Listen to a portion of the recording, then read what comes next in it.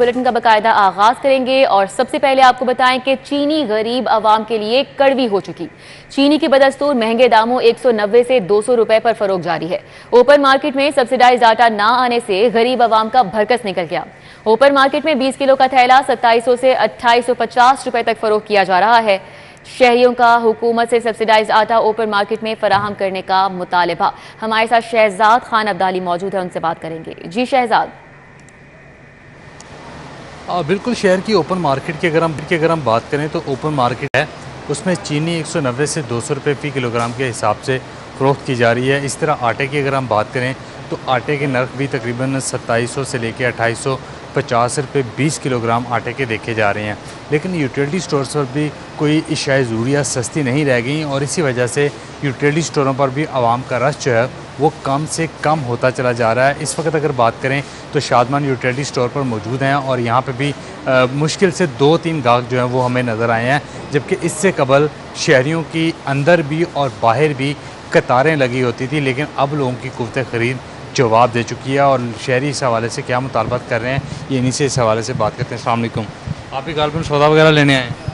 बात मैं चुला देता है। अच्छा, हेयरिंग का थोड़ा मसला है। तो महंगाई जो है वो पहले से बढ़ी है, कितना इफेक्ट किया उसने?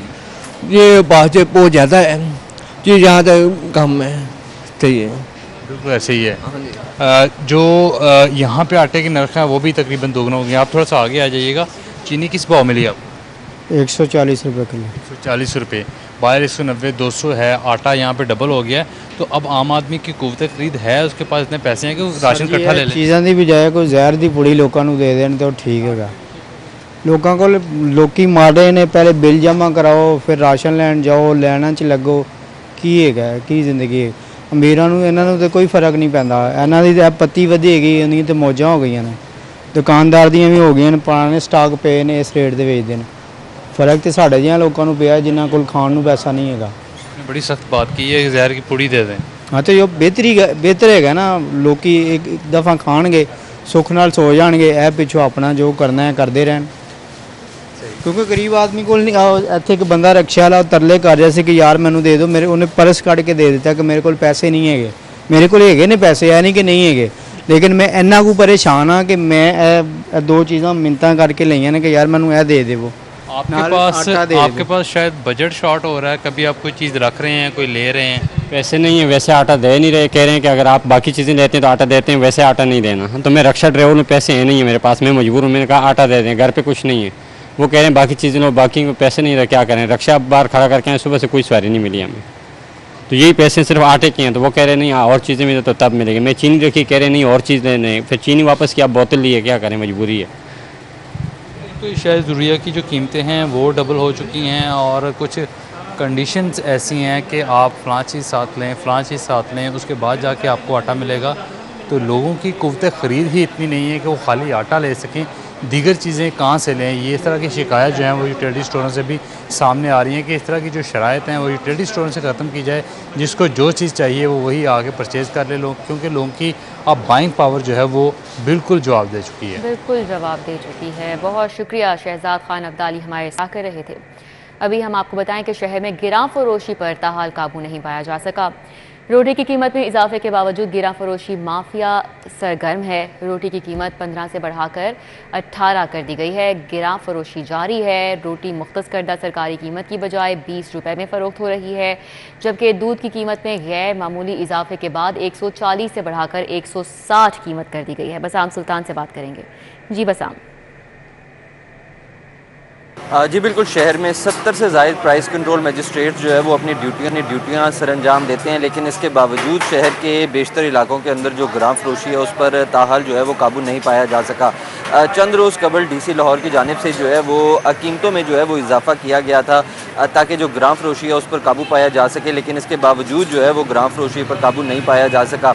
रोटी की जो नई सरकारी कीमत थी वो 18 रुपये जो है वो मुख्तस की गई थी, जबकि तंदूरों पर जो है वो अब भी 20 रुपये की जो है वो फ़रोख्त हो रही है। इसी तरह दूध दही की कीमतों में भी जो है वो इजाफा किया गया था।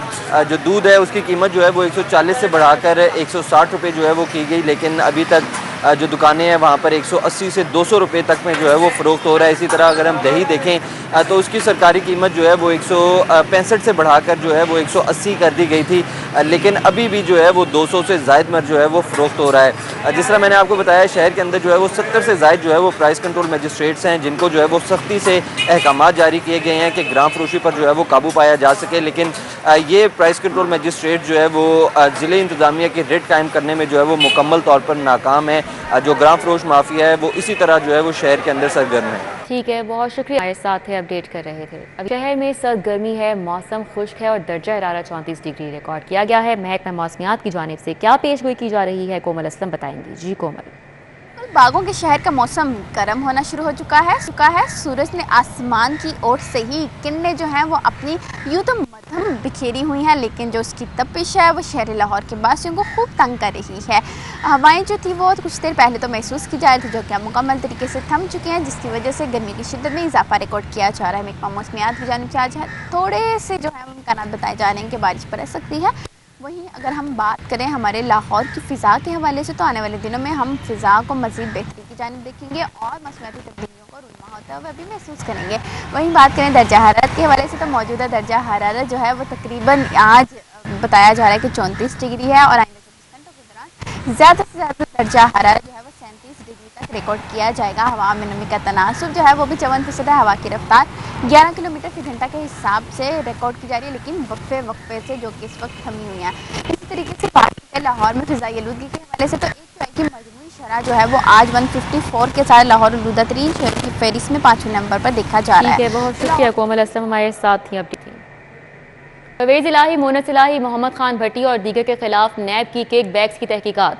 परवेज़ इलाही के प्रिंसिपल सेक्रेटरी मोहम्मद खान भट्टी पर इल्ज़ामात की तफसीलात सामने आ गईं। मोहम्मद खान भट्टी ने शरीक मुल्ज़िमान से मिलकर गैर कानूनी स्कीमें मंजूर कराईं। नैब रिपोर्ट में ये बात सामने आई है कि मोहम्मद खान भट्टी ने किक बैक्स के लिए मनपसंद कॉन्ट्रैक्टर्स को ठेके दिलवाए। अब तक की तहकीकात में मोहम्मद खान भट्टी करप्ट प्रैक्टिसेस में मुलव्वस पाए गए। मोहम्मद खान भट्टी ने शरीक मुल्ज़िमान से मिलकर कौमी ख़जाने को नुकसान पहुंचाया। मोहम्मद खान भट्टी ने मनपसंद अफसरान को गुजरात में तैनात करा के फ़वाइद लिए। साबिक प्रिंसिपल सेक्रेटरी 5 दिन के जिस्मानी रिमांड पर नैब की तहवील में है। एहतसाब अदालत ने आइंदा समात पर तफ्तीश से मुतालिक रिपोर्ट भी ले रखी है। पुलिस का अदालतों में बरवक्त चालान जमा न कराने के रुझान में इजाफा। हाई कोर्ट का अदालतों में बरवक्त चालान जमा न करवाने पर इजहार नाराजगी। 190 दिन बाद भी चालान पेश न करने पर मुनशियात के मुल्जिम की जमानत मंजूर कर ली गई। लाहौर हाई कोर्ट ने जस्टिस सैयद शहबाज अली रिजवी ने हुक्म जारी किया। जस्टिस सैयद शहबाज अली रिजवी ने 9 सफ़हात के फैसले को अदालती नज़ीर करार दिया। अदालती फैसले की कॉपी हुकूमत पंजाब और IG पंजाब को भिजवाने की हिदायत। अहलकारों का रिकॉर्ड याफ्ता अफराद के खिलाफ झूठी FIR बनाने का रुझान बढ़ रहा है। फैसले में यह कहा गया है कि अफसरान के हुक्म पर ऐसी प्रैक्टिसेस की हौसला अफजाई नहीं की जा सकती। मुआशरे में नज़्म ज़ब्त के लिए जुर्म की रोकथाम और बिला इम्तियाज इंसाफ जरूरी है।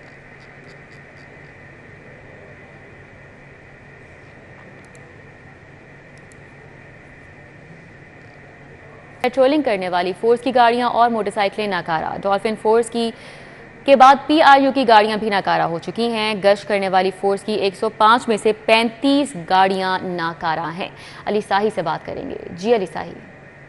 जी बिल्कुल, शहर में क्राइम की मॉनिटरिंग के लिए कंट्रोल के लिए जो गश्त करने वाली फोर्सेस बनाई गई हैं, उनके पास सहूलियात का फुकदान होता जा रहा है। जो गाड़ियां और मोटरसाइकिलें फराहम की गई थी, उनकी भी हालत दिन ब दिन ख़राब होती जा रही है। डॉल्फिन फोर्स के बाद पुलिस रिस्पांस यूनिट, यानी जो गाड़ियों पे शहर में 24 घंटे गश्त करते हैं, उनकी गाड़ियों की कंडीशन दिन ब दिन ख़राब होती जा रही है। 2016 में शुरू की गई फोर्स की 105 में से 35 गाड़ियाँ इस वक्त ग्राउंड हो चुकी हैं। 42 के करीब जो गाड़ियाँ हैं उनकी हालत इंतहाई अबतर है, जबकि दीगर 30 के करीब गाड़ियों के साथ शहर भर में 24 घंटे पेट्रोलिंग का अमल जारी है। मुतलका हुकाम की जानिब से हुकूमत को आगाह किया गया है कि अगर बर वक्त फ़ंड्स जारी ना किए गए तो शहर में जो क्राइम कंट्रोल के लिए मॉनिटरिंग का सिस्टम है वो बिल्कुल ठप होकर रह जाएगा। डॉल्फिन फोर्स की 230 के करीब जो बाइक्स हैं, उनकी अपग्रेडेशन और उनकी मेंटेनेंस के लिए 12 करोड़ से ज़ायद के फंड्स मांगे गए हैं। इसी तरह पुलिस रिस्पांस यूनिट की जो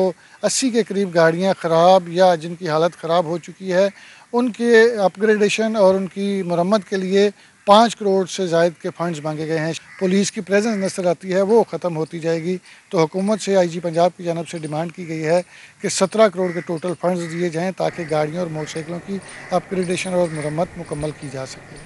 ठीक है अली साहिब, बहुत शुक्रिया। ब्रेक के बाद आपको बताएं, कमिश्नर लाहौर मोहम्मद अली रंधावा की ज़ेर सदारत इंसदाद स्मॉक और इंसदाद डेंगी इजलास बगैर NOC सड़क खोदने पर बराह रास्त एग्जीक्यूटिंग एजेंसी पर FIR दर्ज कराई जाए, कमिश्नर की जानिब से ये कहा गया है। और कमिश्नर लाहौर ने यह भी हुक्म दिया है कि शहर के किसी ग्रीन बेल्ट में जनरेटर, ट्रांसफार्मर वगैरह भी नहीं रखा जा सकता। लाहौर में फिटनेस सर्टिफिकेट के बगैर कोई मुसाफिर गाड़ी दाखिल नहीं होगी। तमाम DCs गाड़ियों की फिटनेस की एजेंसी वर्क्स की सेंटर्स मजीद फ़ाल बनाएं, जबकि लाहौर समेत तमाम अजला में फसलों की बाकियात जलाने पर पाबंदी के लिए 144 दफ़ा नाफिज की गई है। जबकि इजलास में additional commissioner Hamid मलही, additional commissioner coordination Abdul इस्लाम आरिफ ने भी शिरकत की है और ADG LDA Imran Ali, COMCL Syed Ali Abbas Bukhari भी मौजूद रहे। न्यूज़ स्टूडियो से फिल वक्त इतना ही। आप देखते रहिए सीरीज पॉडकास्ट।